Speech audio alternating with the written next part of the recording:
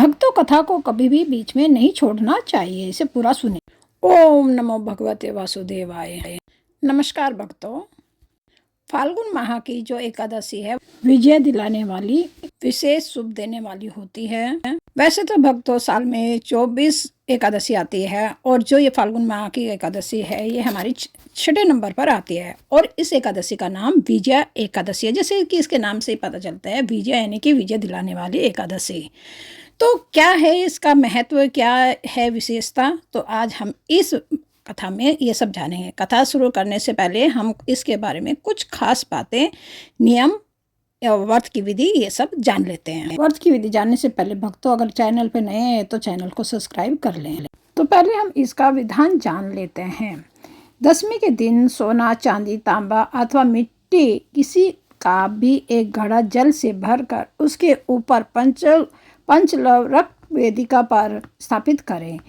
उस घड़े के ऊपर श्री राम भगवान की प्रतिमा स्थापित करें। एकादशी के दिन स्नान आदि निष्कर्म से निर्वृत्त होकर भगवान की पूजा करें तथा उस पूरे दिन और रात्रि को उस घड़े के सामने बैठकर भगवान भजन करते रहे। द्वादशी के दिन नदी या सरोवर पर स्नान करने के पश्चात उस घड़े को किसी ब्राह्मण को दान दे दें।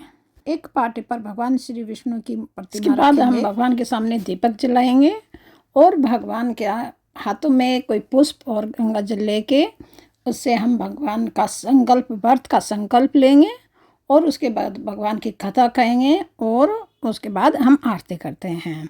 तो ये तो थी भगवान व्रत विधि। चलिए अब जान लेते हैं व्रत फल। एकादशी का व्रत रखने से पापों का नाश होता है, धन, स्वास्थ्य और शांति मिलती है, भगवान विष्णु की कृपा से मोक्ष की प्राप्ति होती है। तो ये सारे जो है और मन को हमारी शांति मिलती है और हमारी इच्छाओं की पूर्ति भगवान विष्णु करते हैं, हमारी जो मनोकामना है उसको पूर्ण करते हैं। तो चलिए अब सुनते हैं एकादशी व्रत कथा। तो ये जो कथा है, ये जो एकादशी व्रत है, इस एकादशी का नाम विजय एकादशी है। एक बहुत ही प्राचीन एवं प्रसिद्ध कथा। प्राचीन समय की बात है। एक नगर में एक अत्यंत निर्धन ब्राह्मण रहता था। वह सच्चा धर्मपरायण और भगवान विष्णु का भक्त था, लेकिन गरीबी के कारण उसका जीवन कष्टमय था।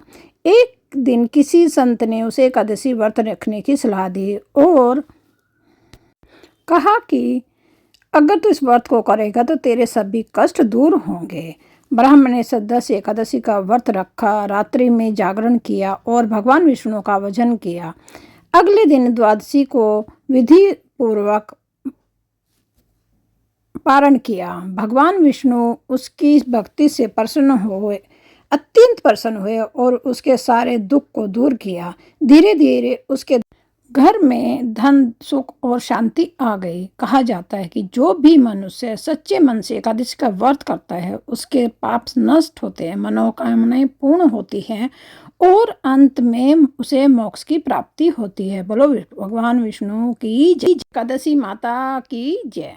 फाल्गुन कृष्ण पक्ष विजया एकादशी कथा द्वितीय यानी कि दूसरी कथा सुनते हैं। एक दिन युधिष्ठिर ने कृष्ण जी से पूछा, प्रभु, फाल्गुन माह के कृष्ण पक्ष की एकादशी का क्या नाम है और उसके करने की क्या विधि है, सो आप कृष्ण कृपा करके कहिए।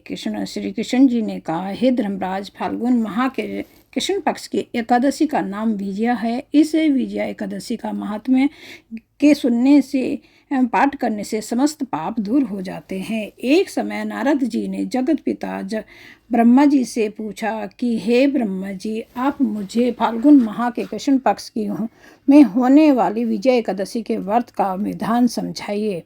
ब्रह्मा जी ने कहा, हे नारद जी, यह विजया एकादशी का व्रत समस्त पापों को नष्ट करने वाला है। जब भगवान श्री रामचंद्र जी को त्रेता युग में 14 वर्ष का वनवास मिला था तो वे लक्ष्मण और जानकी सहित पंचवटी पर निवास करने लगे। यहाँ पर लक्ष्मण जी ने सुपर्णखा के नाक कान काट दिए। इस कारण श्री रामचंद्र जी और लक्ष्मण को खर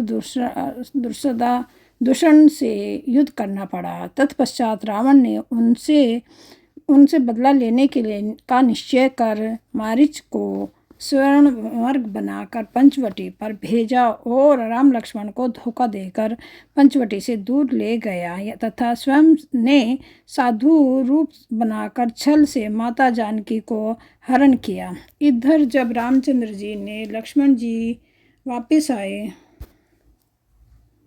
तो वहां पर माता जानकी को न पाकर अत्यंत दुखित हुए और आगे चलकर दोनों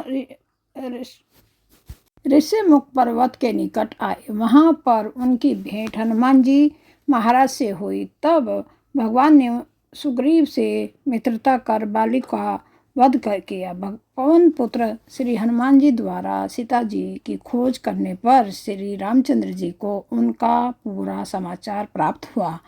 तब भगवान श्री रामचंद्र ने वानर बालुओं को की सेना बनाकर लंका पर चढ़ाई करने का विचार किया, किंतु मार्ग में समुद्र होने के कारण पा जाना असंभव था। तब भगवान राम ने लक्ष्मण जी को समुद्र को पार करने के लिए विचार विमर्श किया। लक्ष्मण ने कहा, हे मर्यादा पुरुषोत्तम, यहाँ से आधा योजन दूरी पर कुमारी नामक द्वीप है जिसमें वक्तालाभ्य नाम के मुनि का आश्रम है। आप उनसे समुद्र पार करने का उपाय पूछिए। लक्ष्मण ने के विचार से सहमत होकर भगवान श्री राम मुनि के पास गए और उन्हें प्रणाम किया। मुनि ने उनके आगमन का कारण पूछा। श्री रामचंद्र ने कहा, हे मुनिरथ, मैं सेना सहित निश्चरों को जीतने के लिए लंका जाना चाहता हूँ, किंतु बीच में समुद्र होने के कारण मेरी सेना लंका नहीं पहुँच सकती।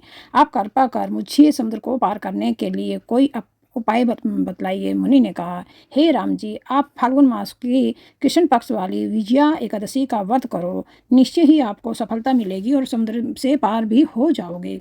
मैं तुम्हें इसका विधि विधान बतलाता हूँ। दशमी के दिन सोना, चांदी, तांबा अथवा मिट्टी किसी का भी एक घड़ा जल से भर कर उसके ऊपर पंचलव रख वेदिका पर स्थापित करें। उस घड़े के ऊपर श्री भगवान की प्रतिमा स्थापित करें। एकादशी के दिन स्नान आदि निष्कर्म से निर्मित होकर भगवान की पूजा करें तथा उसे पूरे दिन और रात्रि को उस घड़े के सामने बैठकर भगवत भजन करते रहें। द्वादशी के दिन नदी या सरोवर पर जाकर स्नान करने के पश्चात उस घड़े को किसी ब्राह्मण को दान दे दो। हे राम जी, यदि आप इस व्रत को करेंगे तो निश्चय ही आपको विजय प्राप्त होगी। यह सुनकर रामचंद्र जी ने मुनि के द्वारा बताए विधि विधान से विजया एकादशी का व्रत किया, जिसके प्रभाव से समुद्र पार कर लंका पर चढ़ाई की तथा रावण को मारकर राक्षसों पर विजय प्राप्त की।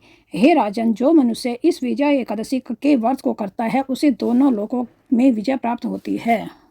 तो भक्त, आपको ये कथा कैसी लगी? अगर पसंद आई हो तो चैनल को सब्सक्राइब करें, लाइक करें और इसको ज़्यादा से ज़्यादा शेयर करें।